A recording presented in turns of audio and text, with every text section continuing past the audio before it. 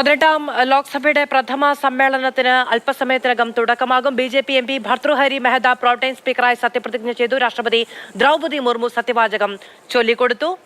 July 3 വരെയാണ് parliament സമ്മേളനം. ഇന്നും നാളെയും അംഗങ്ങളുടെ സത്യപ്രതിജ്ഞയാണ്. സുരേഷ് ഗോപി 12 മണിക്ക് ശേഷം സത്യപ്രതിജ്ഞ ചെയ്യും. ഉച്ചയ്ക്ക് ശേഷമായിരിക്കും കേരളത്തിൽ നിന്നുള്ള എം പിമാരുടെ സത്യപ്രതിജ്ഞ എന്നാണ് നമ്മൾ അറിയുന്നത്. ലോക്സഭാ തെരഞ്ഞെടുപ്പിന് ശേഷമുള്ള പാർലമെന്റിന്റെ ആദ്യ സമ്മേളനം നിശബ്ദാചരണത്തോടെയാണ് തുടക്കമായത്. ജൂൺ 26-ന് ലോക്സഭാ സ്പീക്കറെ തെരഞ്ഞെടുക്കും. 27-ന് രാഷ്ട്രപതി ദ്രൗപദി മുർമു പാർലമെന്റിന്റെ ഇരുസഭകളെയും സംയുക്ത സമ്മേളനത്തെ അഭിസംബോധന ചെയ്യും.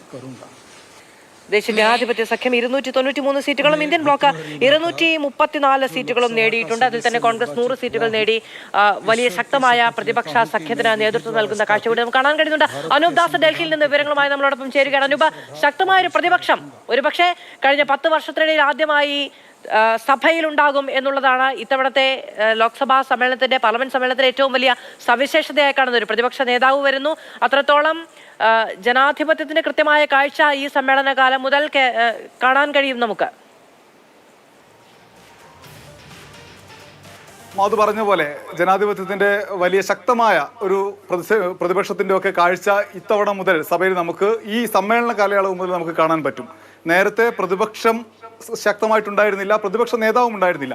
10 വർഷത്തിനു ശേഷം ഇന്ത്യൻ പാർലമെന്റിൽ പ്രതിപക്ഷത്തിന് നേതാവ് വരുന്നു. അതാര് എന്നത് മറ്റന്നാൾ പ്രഖ്യാപിക്കപ്പെടും. രാഹുൽ ഗാന്ധി തന്നെയാവും കോൺഗ്രസിൽ നിന്ന് അതിന് തീരുമാനമായിട്ടുണ്ട്. എന്തായാലും ഇന്ന് സഭാ സമ്മേളനം ആരംഭിക്കുന്ന ദിവസം തന്നെ വലിയ പ്രതിഷേധത്തോടു കൂടിയാണ് പ്രതിപക്ഷം മുന്നോട്ട് പോകുന്നത്.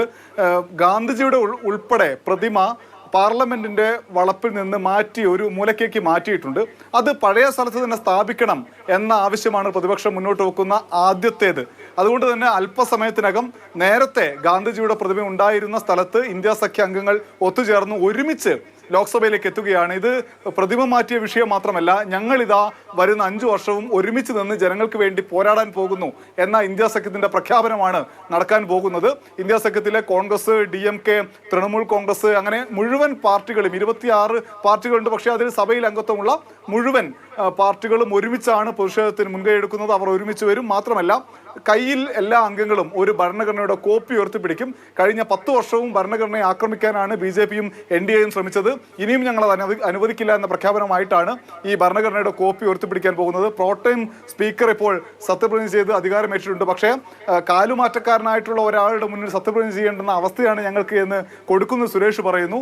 KC വേണുഗോപാൽ പറയുന്നു, ഞങ്ങൾ ഈ പ്രോട്ടേം സ്പീക്കറുടെ പാനലിൽ സ്പീക്കറെ സഹായിക്കാനുള്ള പാനലിൽ സഹകരിക്കില്ല, ഞങ്ങൾ വിട്ടുനിൽക്കുമെന്നെല്ലാം പറയുന്നത്. അത് ആദ്യ ദിവസം തന്നെ സഭാ സമ്മേളനം തുടങ്ങുമ്പോൾ സത്യപ്രതിജ്ഞയാണ് ഇന്ന് 280 പേരുടെ, നാളെ 264 പേരുടെ.